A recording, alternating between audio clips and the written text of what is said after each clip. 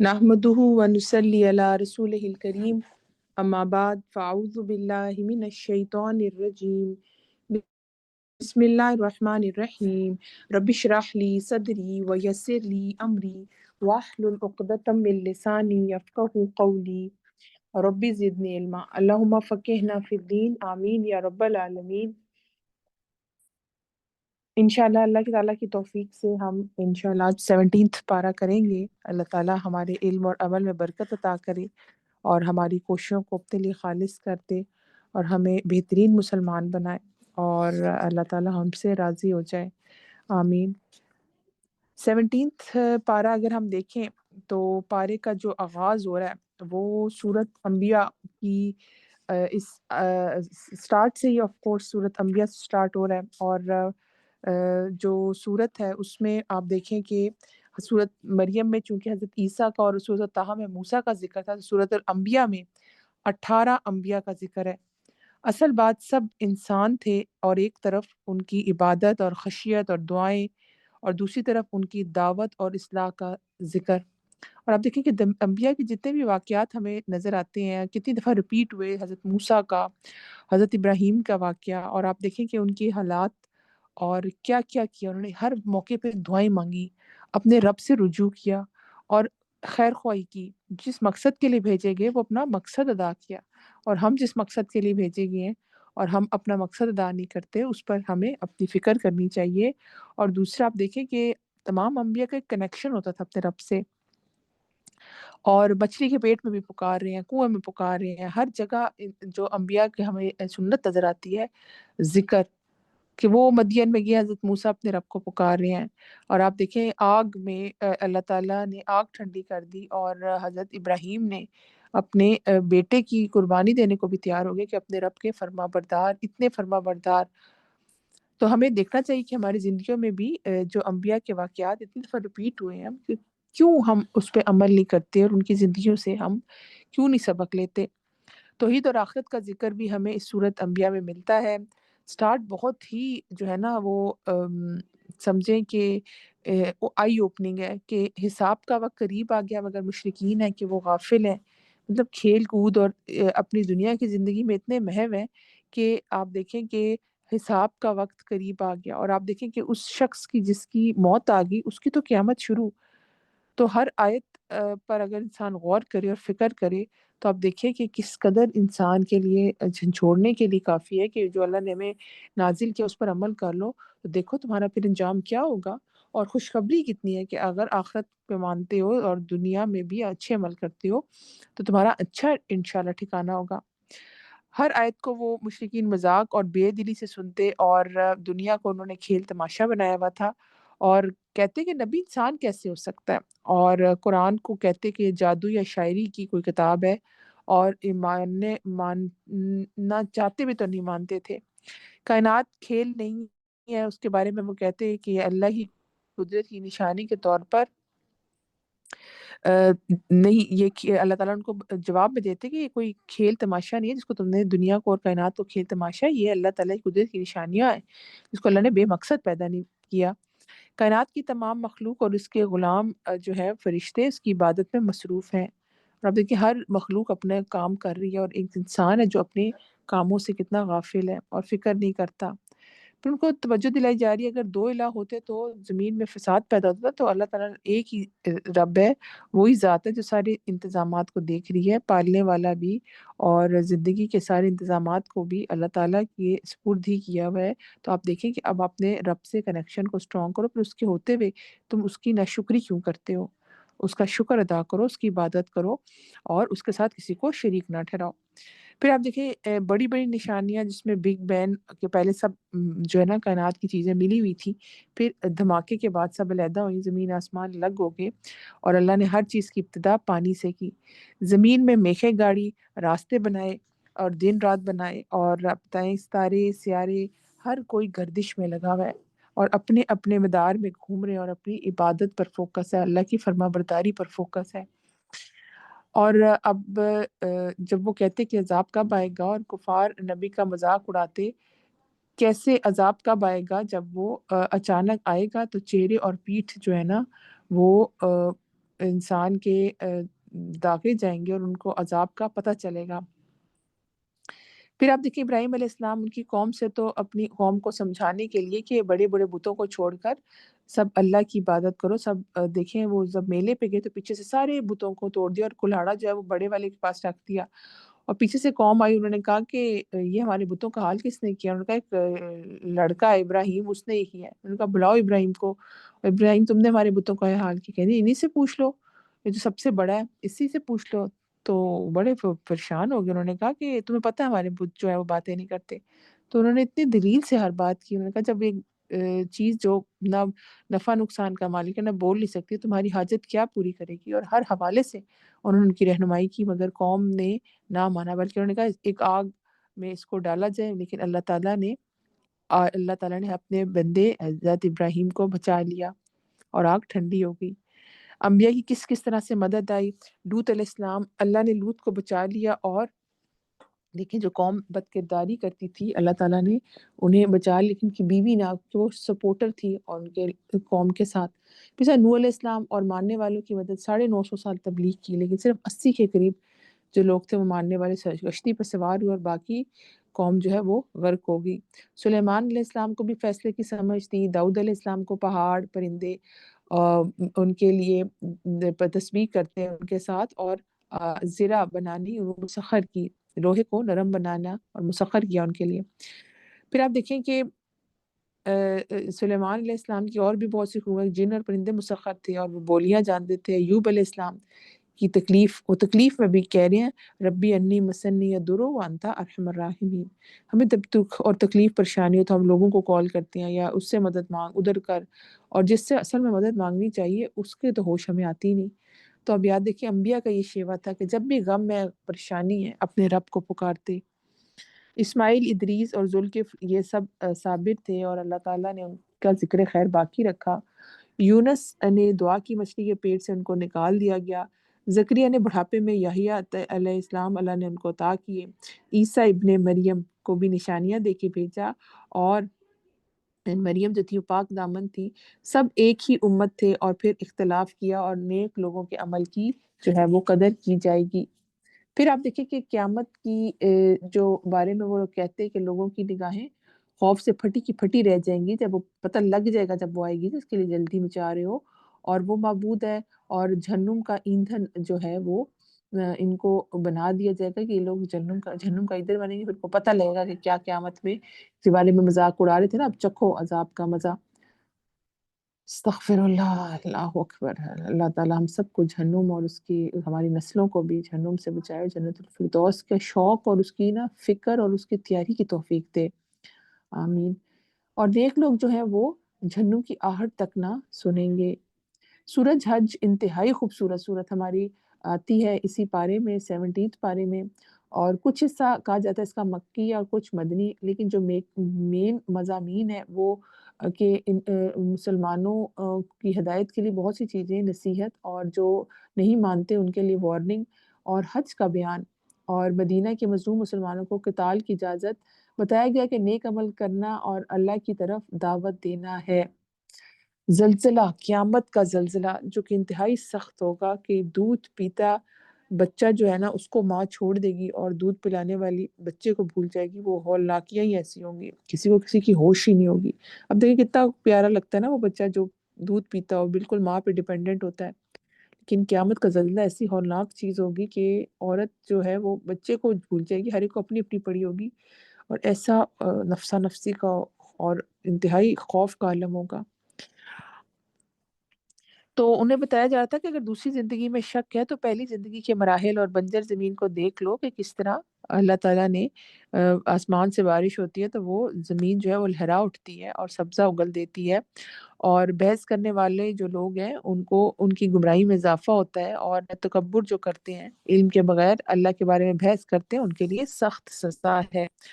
کچھ لوگ کفر اور ایمان کی درمیانی راہ میں ہوتے ہیں، خبر ملے تو مطمئن، نہ ملے تو پلٹ جاتے ہیں، تو یہ لوگ خسارہ اٹھانے والے ہیں۔ تمام مخلوقات اللہ کو سجدہ کرتی ہے اور ہمیں عاجزی کرنی ہے۔ دیکھیں سجدہ بہت بڑی عاجزی کی علامت ہے۔ جو لوگ دنیا میں آپ دیکھیں سجدہ نہیں کرتے، قیامت کے دن بھی وہ جھک نہیں سکیں گے، ان کی اکڑ جائے گی کمر، وہ جھکنا چاہیں گے بھی تو انہیں کہا جائے گا کہ تم دنیا میں نہیں سجدہ کرتے تھے نا. تو اب دیکھیں کتنی زیادہ حماقت ہے نا کہ ابھی سے ہمیں پلاننگ کریں آخرت کی، کہ ہم جو اپنی تیاری کریں، دنیا آخرت کی کھیتی ہے، جو ابھی بوئیں گے تو آخرت میں وہ پائیں گے. تو اب روز ہم تیار کریں اپنا نامہ اعمال، اور کیا بو رہے ہیں، کس قسم کا بیج ڈال رہے ہیں، یہ بھی ہمیں پتہ ہے، یہ اچھی کوالٹی کا ہے یا بالکل ہی کسی کام کا نہیں ہے. تو اپنے اعمال کو خالص اللہ کے لیے کرتے ہوئے بہت اچھی کوالٹی کی چیزیں لگائیں، اپنے نامہ اعمال کو اچھی چیزوں سے تیار کریں، خوبصورت وہاں پہ باغ لگائیں، ذکر اذکار کریں، اچھا احسان کا معاملہ کریں، معاملات خوبصورت ہوں، اعمال میں نیکیاں بہت ہوں، لوگوں کے ساتھ حسن معاملہ ہو. پھر آپ دیکھیں کہ اسی سورۃ الحج میں کافروں کو جو آگ کا لباس بنایا جائے گا اس کے بارے میں آتا ہے کہ ان کا پھر کیا ٹھکانہ ہوگا. گرم پانی، اور ان کو جو پینے کو چیز دی جائے گی کھولتا ہوا پانی، اور منہ کو مومنوں کے لیے جو ہے وہ قیمتی کنگن اور ریشم کے کپڑے پہنائے جائیں گے. پھر بیت اللہ، اللہ تعالیٰ کی عبادت کے لیے سارے انسانوں کے لیے اللہ نے ابراہیم علیہ السلام کو بیت اللہ کی جگہ بتائی، اس کا خیال رکھنے کا حکم دیا، لوگوں میں حج کا اعلان کر دو، اور حج کے جو احکامات ہیں وہ بھی اسی صورت میں ہمیں ملتے ہیں. اور اسپیشلی شاعر اللہ کا مذاق نہیں اڑانا. شاعر اللہ، اللہ کی نشانیاں جس کو دیکھ کے آپ کا رب یاد آ جائے، آپ کا ایمان تازہ ہو. تو آپ دیکھیں کہ ہم بھی مسجدیں ہیں، بہت سی قربانی کے جانور ہیں، بہت سی چیزیں جس سے انسان کو اللہ تعالیٰ کی یاد میں اضافہ ہوتا ہے، تو ان کا احترام بھی کرنا چاہیے، یہ دلوں کے تقویٰ میں سے ہے. پھر اجازت دے دی گئی کہ مدینہ کے مظلوم مسلمانوں کو کہ وہ قتال کریں، اگر حکم نہ ہوتا تو عبادت خانے ختم ہو جاتے. اللہ دین کی مدد کرنے والوں کی مدد کرتا ہے، اگر انہیں حکومت دی جائے تو احکام نافذ کریں گے. تو عذاب کی جلدی کیوں مچاتے ہو جب اللہ کے نزدیک ایک دن جو ہے وہ اتنے ہزار سال کے برابر ہوگا. تو آپ دیکھیں کہ جھٹلانے والوں کے لیے ذلیل کرنے والا عذاب، اور شہیدوں کے لیے بدترین جو ہے وہ رزق، ان کو بہترین رزق پہنچایا جائے گا. پھر ان کے لیے اچھا ٹھکانہ ہے، مہاجرین کو جو اجر ملے گا ضرور، بدلہ لینے والوں کی مدد کرے گا، اور اللہ کی نشانیاں اور صفات کا بیان ہمیں اس صورت میں ملتا ہے. پھر آپ دیکھیں کہ شرک کرنے والوں نے جو من گھڑت معبودوں کی پوجا کرتے تھے، ان کے بارے میں آتا ہے کہ وہ پھر بڑا پچھتائیں گے، اور جب آیتیں سن کر ان کے جب تیور بدل جائیں گے اور ان کے لیے آ گیا تو وہ کہیں گے کہ یہ کس چیز کا ہمیں جو ہے نا عذاب دیا جا رہا ہے. ان کو بتایا جائے گا اس وجہ سے کہ تم دنیا میں شرک کرتے تھے، تو اس ٹائم اپنا آپ بدل لیتے ہیں. اور آپ دیکھیں کہ مشرکین کے جو شرک اور بتوں کی پوجا کرتے ہیں ان کے لیے آتا ہے کہ مکھی تک پیدا نہیں کر سکتے جن کی تم پوجا کرتے ہو، اور اگر مکھی کے اوپر بیٹھ جائے تو اڑا نہیں سکتے. تو کیا طالب بھی جو ہے وہ مانگنے والا بھی کمزور اور مطلوب بھی کمزور. تو انسان کی روٹ ہی کمزور ہوتی ہے جب وہ مانگتا بھی ایسی چیزوں سے ہے جو کہ نہ اس کو نفع دے سکتے ہیں نہ نقصان. تو دیکھیں مکھی پیدا کرو نہ مکھی پیدا کر نہیں سکتے، تو ایک بت کی پوجا کرتے اس کے اوپر مکھی بیٹھ جائے تو وہ اڑا نہیں سکتا. تو کتنی کمزور چیزیں ہیں جس کی تم عبادت کرتے ہو. اور کامیابی چاہتے ہو تو پھر کرنے والے کام کرو، ایمان لاؤ، اللہ کی عبادت کرو، اس کے ساتھ کسی کو شریک نہ ٹھہراؤ، اور نیک کام کرو، دین کو بلند کرنے کی کوشش کرو، اللہ ہی تمہارا مددگار ہے. یہ تھی ہمارا مختصر سا پارہ کا خلاصہ. اگر آپ قرآنک جیمز دیکھیں کہ اس پارے میں 17ویں پارے میں ہم عمل کی کیا پوائنٹس اپنے لیے لیں، تو یاد رکھیں کہ حساب کا وقت، اس کی قیامت شروع جس کی جو ہے نا موت آ گئی، اور موت تو کسی ٹائم بھی آ سکتی ہے. تو اب دیکھیں کہ چکنا ہونے کی کتنی ضرورت ہے نا. کل ہی میں اپنے بیٹے کو بتا رہی تھی کہ نماز کسی حال میں معاف نہیں نا، صلاۃ الخوف کا میں اس کو بتا رہی تھی، تو بہت حیران ہوا،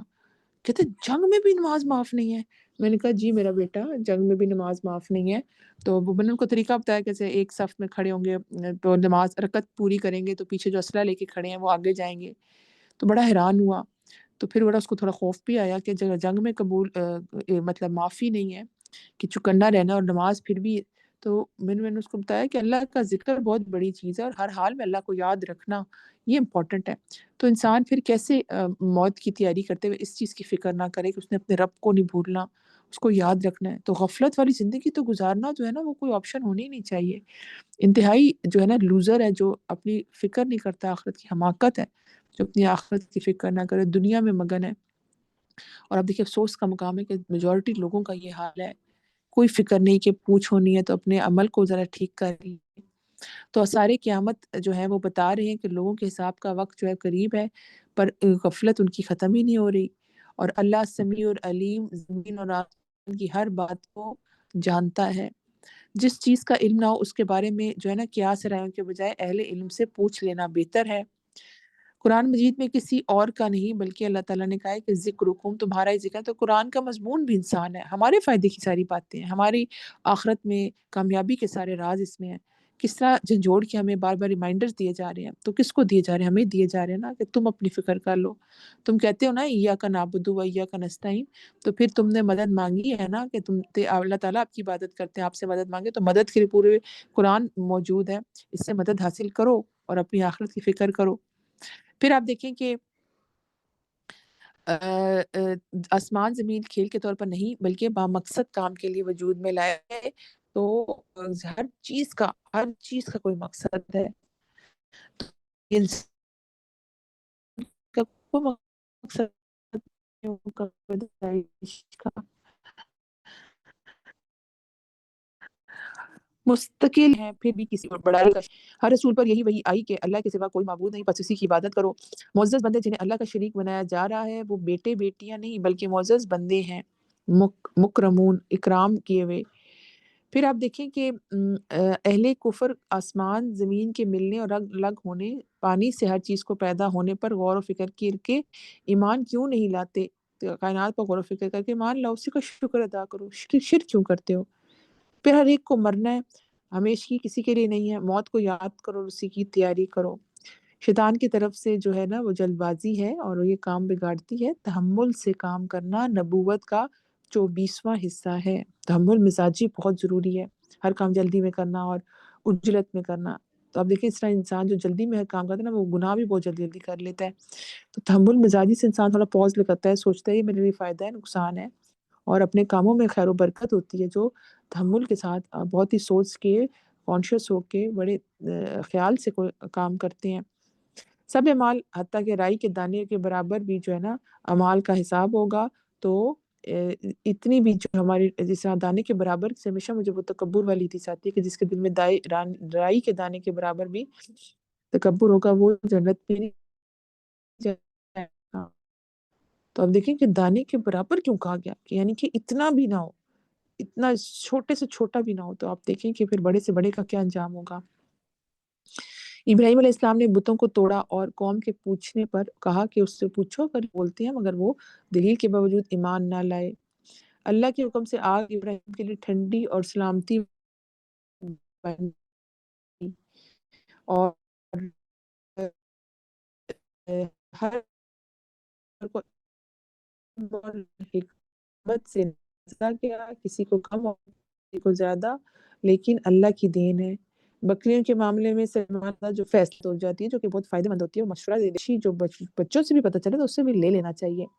پھر لوہا مسخر کیا داؤد علیہ السلام نے، پہاڑ اور پرندے ان کے ساتھ مل کر تسبیح کرتے، ہوائیں اور جنات مسخر کیے گئے تو ان کے لیے بڑے بڑے۔ ایوب علیہ السلام نے بھی تکلیف میں اپنے رب کو پکارا اور شکوہ نہیں کیا۔ یونس نے مچھلی میں پیٹ کے اندر کہا انی کنتو من الظالمین۔ پھر تین اہم صفات کا ذکر ہے کہ نیکیوں میں دوڑ دھوپ کرنا، خوف کے ساتھ اللہ کو پکارنا اور اللہ کے لیے عاجزی اختیار کرنا انبیاء کا شیوا ہے، کہ نیکیوں میں دوڑ دھوپ سبقت لے کے جانا، ففروا الی اللہ، بہت اللہ تعالیٰ کی طرف دوڑنا، اور امید اور خوف سے اللہ کو پکارنا اور اسی کے لیے عاجزی اختیار کرنا۔ پھر یاجوج ماجوج کھول دیے جائیں گے اور ہر طرف سے امڑ آئیں گے، قیامت کی بڑی نشانیاں ہیں۔ اور سورۃ حج میں جو دودھ پیتا ہے بچے کو ماں چھوڑ دے گی، غافل ہو جائے گی۔ تو اپنی فکر کرتے ہوئے انسان یہ دیکھے کہ میں آخرت کی کیا فکر کر رہی ہوں، اور زلزلے کے ٹائم میرا کیا حال ہوگا، تخلیق کے مراحل دیکھے اور اپنی اوریجن کو دیکھے، کس چیز کا تکبر، کہ نطفے سے پیدا ہوا اور کتنا کمزور تھا کہ اللہ کے حکم سے بوٹی اور وہ مدغہ اور پھر وہ ارذل عمر کو پہنچا۔ تو سب اللہ تعالیٰ کی قدرت کی نشانیاں ہیں۔ اللہ کے بارے میں بغیر علم کے جھگڑنے والے لادین افراد کے لیے دنیا میں ذلت اور آخرت میں جلنے کا عذاب ہے۔ تو دنیاوی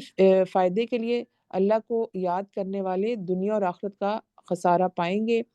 اہل کفر کے لیے آگ کا لباس کھولتا ہوا پانی، جبکہ اہل ایمان کے لیے ریشم کا لباس سونے اور موتی کے کنگن ہوں گے۔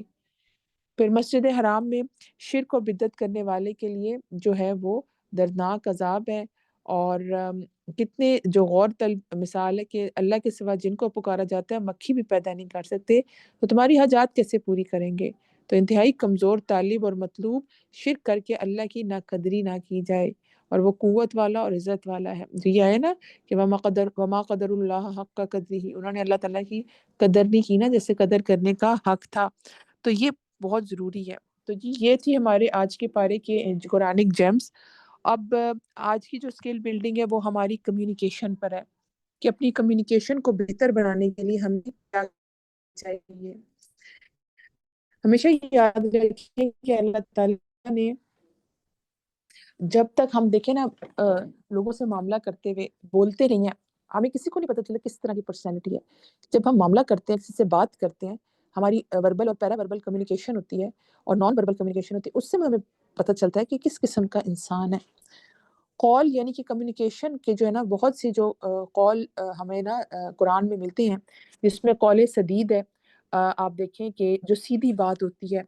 کہ سیدھی اور سچی بات جو ہوتی ہے نا قول سدید۔ پھر قول کا جو لفظ قرآن میں آتا ہے قول معروف، ٹھیک ہے، انتہائی بھلی بات، اعلیٰ طریقے سے بات، کہ لہجہ بھی اچھا ہو اور انداز بھی اچھا ہو اور لفظوں کا چناؤ بھی اچھا ہو۔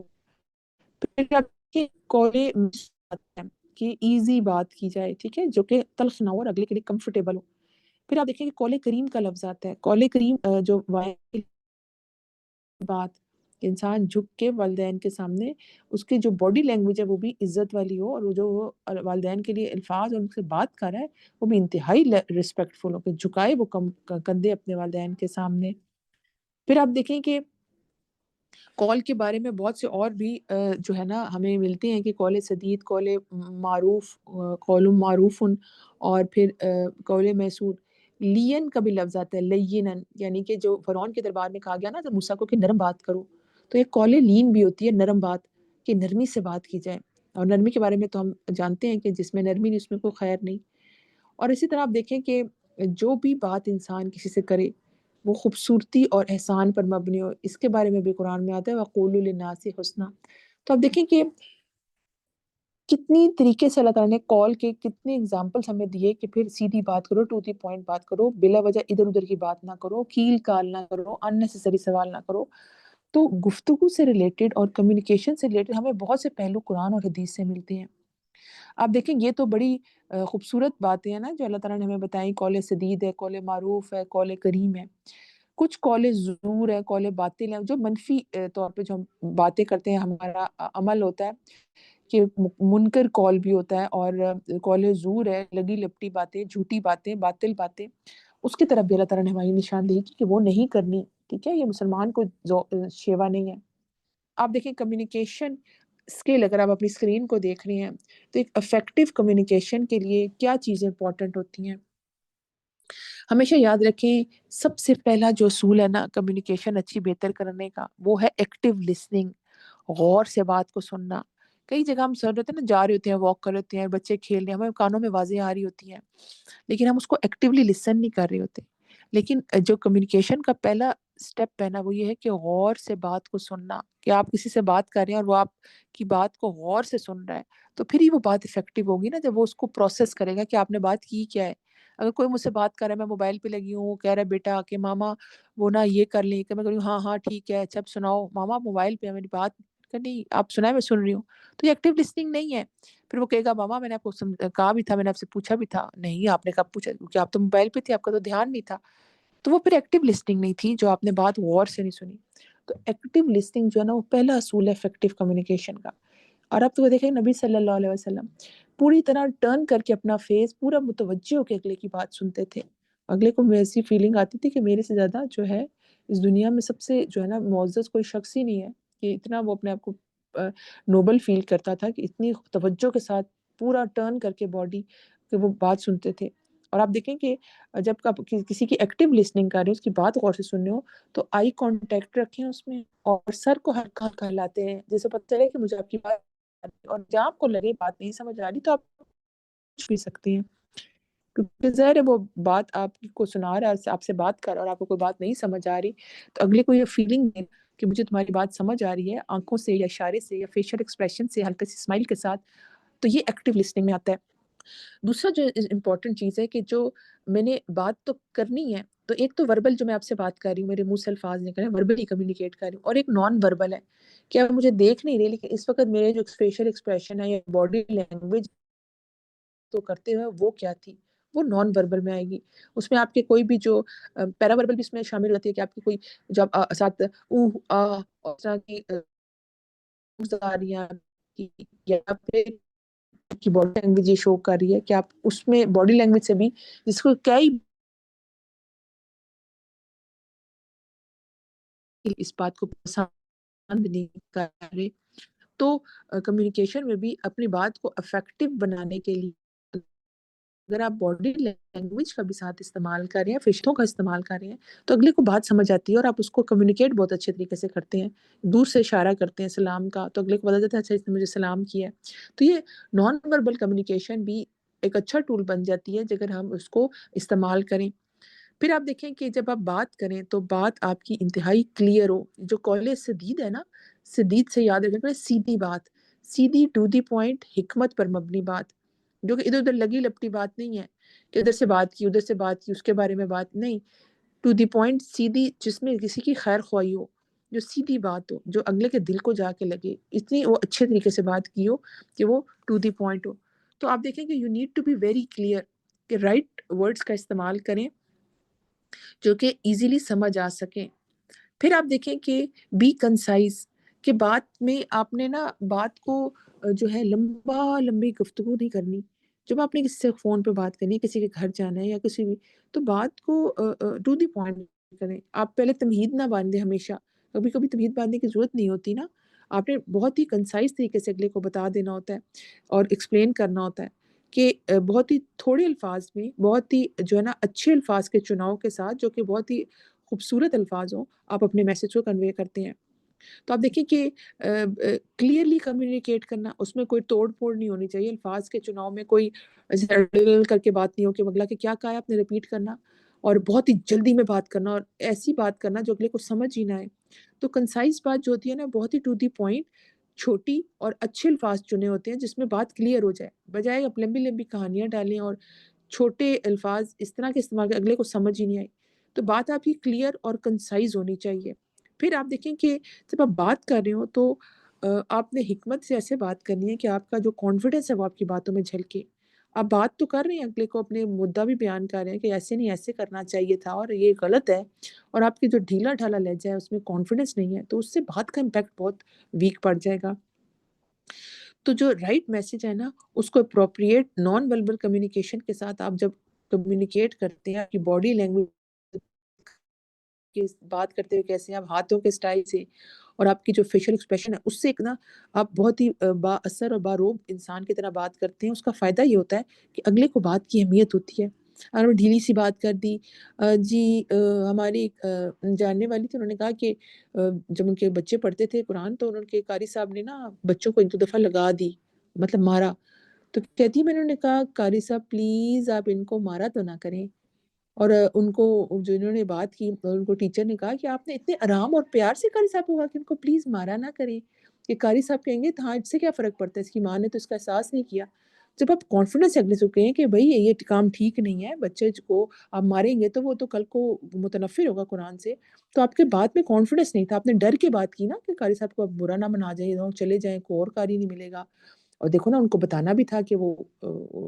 مارتے ہیں بچوں کو اور مار کے پڑھاتے ہیں، تو بچے تو متنفر ہوں گے۔ تو اب ڈھیلی ڈھالی بات کریں گے تو آپ اینڈ ریزلٹ ذہن میں رکھ کے بات کرنا، جیسے میں نے آپ کو 7 ہیبٹس میں بتایا تھا، لیکن بات تو پھر آپ نے کرنی ہے نا۔ تو اگر آپ کی بات میں کانفیڈنس نہیں ہے، آپ بات جو کر رہے ہیں اس میں بھی وہ ڈھیلا ڈھالا سا لہجہ ہے، اور اگلا جو ہے وہ تو پھر کہے گا مارنا ہے تو کوئی فرق نہیں پڑتا، اور آپ نے بات ہی اتنی ہلکی سی کر دی، تو آپ کی بات میں کانفیڈنس ہونا چاہیے کہ جو آپ بات کر رہے ہیں شرح صدر سے کر رہے ہیں، وہ ٹھیک بات کر رہے ہیں، اینڈ ریزلٹ کو ذہن میں رکھ کے بات کر رہے ہیں، اور بات کا ایک امپیکٹ ہو، الفاظ کا چناؤ ایسا باروب اور با اختیار ہو کہ آپ جب بات کریں تو اگلے کو اس بات کا اہمیت کا اندازہ ہو، ٹون اس میں ایسی ہو، جب آپ کی ٹون ایسی ہونی چاہیے، جیسے پیرنٹنگ میں آپ پیرنٹس بچوں کو جب مخاطب کریں تو اس میں ان کا بیہیویئر اور ورڈز ایسے فرم ہو کہ بچے کو پتہ چلے کہ یہ کام غلط میں کر رہا ہوں۔ اب ڈھیلی ڈھالی بات کریں گے تو بچے کہے گا ماؤں کا اس کا کیا ہے، چلو کرتے رہو کچھ نہیں ہوتا۔ تو کانفیڈنس کے ساتھ باروب طریقے سے بات کرنے میں کوئی حرج نہیں ہے جہاں پہ ضرورت ہو۔ پھر آپ دیکھیں کہ آپ نے you need to be very personable, یعنی کہ فرینڈلی ٹون ہو آپ کی۔ دیکھیں نا، اب اخلاق کا مظاہرہ اگر آپ سخت لہجے میں بات کرتے ہیں، ٹون آپ کی فرینڈلی نہیں ہے، ہر وقت غصہ، ڈانٹ ڈپٹ، تو اگلا جو ہے وہ آپ کی بات سننے کا نہیں، ایون کہ آپ کی جو ہے نا نیچر اور پرسنالٹی کے پاس کوئی لوگ پسند نہیں کریں گے بیٹھنا۔ قرآن میں آتا ہے نا نبی صلی اللہ علیہ وسلم کو کہ اگر آپ نرم دل نہ ہوتے، یعنی کہ آپ اگر آپ ان سے سخت بات کرتے تو یہ آپ کے پاس سے ہٹ جاتے، جس سے پتہ چلتا ہے کہ انسان نرمی کے ساتھ پرسنلی بہت ہی محبت کے ساتھ بات کرے، اور بات کا جو ٹون ہے انتہائی جو ہے فرینک ہو، کہ جو فرینڈلی طریقے سے کہ ایکسکیوز می بات سنیں، ایسے کر لیں، کیا خیال ہے، اور بہت تھوڑی سی اس میں اسمائل ہو، تھوڑا سا لہجہ جو ہے وہ بہت ہی انکریجنگ اور بڑا پولائٹ ہو، بڑا اس میں محبت جھلک رہی ہو، تو یہ امپورٹنٹ ہے۔ اور آپ دیکھیں کہ بات کے انداز میں یہ بہت ضروری ہے کہ آپ جو ہے وہ صبر کے ساتھ، ہمت کے ساتھ اگلے کی بات سنیں بھی، اور اگر آپ کو کسی کی بات پہ غصہ آ رہا ہے تو آپ نے اسی ٹائم بول کے سارا کچھ ختم نہیں کر دینا، آپ نے اب صبر کے ساتھ بات سننی بھی ہے اور جواب بھی بہت حوصلے سے رکھ دینا ہے۔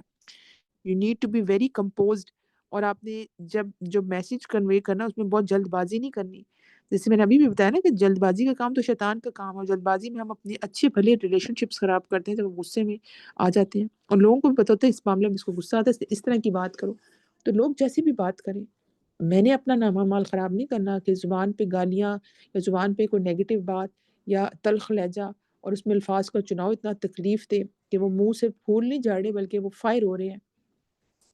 تو آپ دیکھیں کہ افیکٹو کمیونیکیشن کے لیے کتنی چیزوں کو ذہن میں رکھنا ضروری ہے۔ اگر ہم یہ 7 چیزیں ہی ذہن میں رکھ لیں، اور یہ قرآن حدیث کی روشنی میں نے آپ کو ایکسپلین کی ہے کہ کیسے قول سدید ہے، اور پھر قول معروف ہے، ٹو دی پوائنٹ بات کرنا، کلیئر بات کرنا، اچھی بھلی بات کرنا، چناؤ، ویل چوزن ورڈز ہونے چاہیے آپ کے، اور پھر جو ہے کانفیڈنس سے بات کرنا، اور بہت ہی پرسنل اس کے لیول پر آ کر بات کرنا، محبت کے ساتھ، اسمائل کے ساتھ، یہ اعلیٰ اخلاق کی علامت ہے۔ تو جتنی آپ اپنی کمیونیکیشن کو اسٹرانگ کرنے کی بات کریں گے، لوگوں کے ساتھ آپ کا رابطہ اور کمیونیکیشن اسٹرانگ ہوگی، یہ چیز آپ کو بہت زیادہ ہیلپ کرے گی کہ آپ کا لوگوں سے جو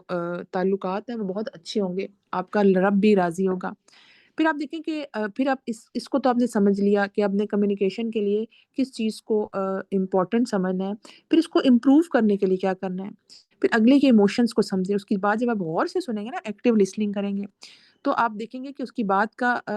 وہ آپ سے آئندہ بات کرنے کے لیے اپنی باتیں شیئر کریں گی۔ آپ کوشش کریں بیچ میں نہ کریں، بات کر رہے ہیں اور آپ بیچ میں ٹوکے لقمے دے رہے ہیں بیچ میں، تو اگلا کہے گا میں آپ سے کیا بات کروں، آپ بیچ میں مجھے ٹوک کر رہی ہیں، بہت زیادہ انٹرپٹ کر رہی ہیں۔ اور کلیئریفائی کریں کویسچنس کو جب آپ لسن کر رہے ہوں، کہ مجھے ایکسپلین کر دیں، مجھے سمجھ نہیں آئی اور آپ مجھے بتا دیں۔ پھر سمپل لینگویج کے ساتھ آرگنائز تھاٹس آپ کی باتوں میں ہونی چاہیے، اور دیکھا کریں کہ جو مخاطب وہ بچہ ہے یا بڑا ہے تو اس کے لیول پر آ کر بات کریں۔ پھر جو آپ نے بات کرنی ہے اس میں لکھ لیں، آپ کی پوائنٹس نوٹ کر لیں، اور سوال پوچھنے ہیں تو سوال کر لیں، اور پریکٹس کی آپ کے اندر پریکٹس کی کمی ہے تو شیشہ دیکھ کے اپنے آپ کو دیکھیں کہ نہیں، میری بات بہت ضروری ہے پہنچانی، اور اگر میری لہجہ ڈھیلا ڈھالا ہوگا، باروب اور باوقار نہیں ہوگا تو بات کا فائدہ نہیں ہے۔ پھر آپ دیکھیں کہ میری ٹون، باڈی لینگویج کیا ہے، اور اگلے کو بھی دیکھیں کہ اگلا کس مائنڈ کے ساتھ بیٹھا ہے، اس کے کوئی کلچرل ڈفرینسز ہو سکتے ہیں، اس کے کوئی اور حالات ڈفرینٹ ہو سکتے ہیں، تو اس کو ذہن میں رکھتے ہوئے بات کریں، ٹھیک ہے۔ پھر آئی کانٹیکٹ رکھیں، جو میں نے آپ کو ایکٹیو لسننگ میں بھی بتایا ہے، اور باڈی لینگویج آپ کی ایسی ہو کہ جو اگلے کے کو بات سمجھانے میں، کمیونیکیٹ کرنے میں افیکٹولی آپ اسے کمیونیکیٹ کر سکیں۔ پھر آپ دیکھیں کہ specific to the point, clear, concise ہو، اور کلیئرفیکیشن پوچھیں، اگر آپ کو بات سمجھ نہیں آئی تو پوچھ لیا کریں۔ اکثر میں نے نوٹ کیا جب ہم ملازم یا کسی کو گھر کہتے ہیں نا کہ یہ صفائی کرو، یہ کرو، اور میں آ رہی ہوں، اور ہم نے بہت جلدی میں بات کی ہوتی ہے، وہ کہتا ہے باجی ایک بھی بات سمجھ نہیں آئی تھی، تو آپ کو اس سے ایک دفعہ پوچھ لینا چاہیے کہ بھائی بیٹے یا جو آپ کے ملازم ہیں، کہ آپ مجھے ذرا رپیٹ کر کے بتائیں کہ میں نے کیا کیا کام کہہ کے گئی ہوں۔ یہ کام اگر آپ ان کو دیں گے تو پھر کبھی غلطی کی گنجائش نہیں ہوگی، تو سمرائز کر کے بہت ہی اسپیسیفک اور کلیئرلی کمیونیکیٹ کریں۔ اور آپ کی بات سے نا آپ کی جو اویئرنیس ہے، آپ کی سیلف اویئرنیس، ایمپتھی، ریگولیشن، اور یہ چیزیں جھکنی چاہیے کہ آپ کے جو جھگڑا کم کرنے کی صلاحیت ہو، اور آپ کی بات ایسی ہونی چاہیے جس سے جھگڑے کی نوبت آئے ہی نہ۔ اور آپ دیکھیں کہ یہ چیزیں آپ کریں نا تو آپ دیکھیں گے کہ ضروری ہے کہ آپ کی جو کمیونیکیشن ہے نا وہ امپروو ہوگی۔ آپ بہت سے معاملات میں لوگوں کے ساتھ رابطے کو بحال رکھیں گے، اور آپ دیکھیں کہ سارے جو الفاظ ہیں اس میں کوشش کریں کہ سارے جو ہے نا پوسچر اور پاورفل آپ کی جو ہے نا لینگویج اور باڈی لینگویج اور پازیٹیو ٹاک ہو، اس میں نیگیٹو باتیں نہ ہو، پازیٹیو باتیں ہوں، اور جو اگلے کے لیے بہت ہی پر اثر ہوں۔ تو آپ دیکھیں کہ جتنے بھی کال ہیں، کال معروف، کال سدید، وقول للناس حسنا،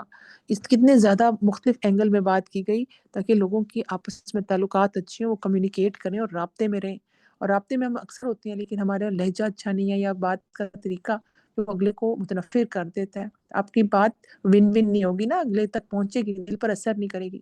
تو امید ہے اس چھوٹی سی اسکل بلڈنگ سے کمیونیکیشن کے آپ کو فائدہ ہوگا۔ جتنا آپ اس پہ کام کریں گے، آپ دیکھیں کہ آپ کے لوگوں سے تعلقات اچھے ہوں گے، اللہ تعالیٰ خوش اور راضی ہوں گے، جھگڑے نہیں ہوں گے۔ آپ ریلیشن شپ کو اسٹرانگ کرنے کے لیے کہ کئی کئی ناگوار باتیں ہوتی ہیں، تو اگر آپ فوراً ہی امپیشنٹ ہو کے آگے سے سنا دیں گے تو پھر تو آپ نے اپنا اجر ضائع کر دیا۔ تو اس ٹائم موقع نہیں ہوتا، اس ٹائم پہ کئی جگہ جس طرح حضرت یوسف باتوں کو پی گئے تھے، اس بات کو کئی جگہ بات پینی پڑتی ہے، لیکن کئی جگہ پہ باتوں کو بڑے حکمت سے خوبصورت انداز سے ایکسپلین بھی کرنا پڑتا ہے، اگلے کے مائنڈ میں ڈالنا پڑتا ہے کہ آپ دیکھیں امر بالمعروف اور نہیں انل منکر اگر ہم نے کرنا ہے تو وہ ہم اشارے سے تو نہیں کر سکتے نا، ہم نے زبان ہی سمجھانا ہوتا ہے، کبھی ہاتھ سے روکنا ہوتا ہے، کبھی زبان سے سمجھانا ہوتا ہے، لیکن اگر ہمیں زبان سے سمجھانے کا طریقہ ہی صحیح نہ ہے تو اگلے کو تو نہیں وہ امر بالمعروف فائدہ دے گا نا، کہ اس کو اچھی بات کیسے سمجھ آئے گی جب ہمارا طریقہ ٹھیک نہیں ہوگا۔ تو ضرور اپنی لینگویج پہ، اپنی ٹون پر کوشش کیا کریں کہ کس مائنڈ سیٹ کے ساتھ میں بات کر رہی ہوں اور اس کا جو امپیکٹ ہے وہ کیا آ رہا ہے، اور اینڈ رزلٹ کو ذہن میں بات کریں۔ اور آپ دیکھیں کہ ایک اصول بنا لیں کہ نیگیٹو بات زبان سے نہیں نکالنی، ہمیشہ اچھی باتیں زبان سے، اور اگر نہیں نکال سکتے نا، کوئی پسند نہیں ہے شخص یا اس میں، تو پھر خاموش ہو جائیں، بجائے کہ آپ بول کے نیگیٹو بات نکال لیں۔ تو اللہ تعالیٰ ہمیں اچھا گفتگو کرنے والا ایک اچھا انسان بنائے، جو کہ اچھی گفتگو سے لوگوں کو متاثر کرے کہ وہ دین کی طرف آئیں، اسلام کی طرف آئیں، کہ آپس میں بانڈنگ اسٹرانگ ہو۔ تو یہ چیز اللہ کو پسند ہے کہ آپ کس طرح ایک ٹول کو اچھی طرح سیکھ کر اور اپنی ایک اسکل کو بہتر کر کے کیسے لوگوں سے اپنے تعلقات اور اللہ تعالیٰ کو راضی کر سکتے ہیں۔ اپنا بہت خیال رکھیں، کل انشاءاللہ ایک اور انٹرسٹنگ اسکل کے ساتھ 18ویں پارے کے ساتھ حاضر ہوں گے۔ وآخر الدعوانا ان الحمد للہ رب العالمین۔ سبحانک اللہم وبحمدک، نشہد ان لا الہ الا انت، نستغفرک ونتوب الیک۔ السلام علیکم ورحمۃ اللہ وبرکاتہ۔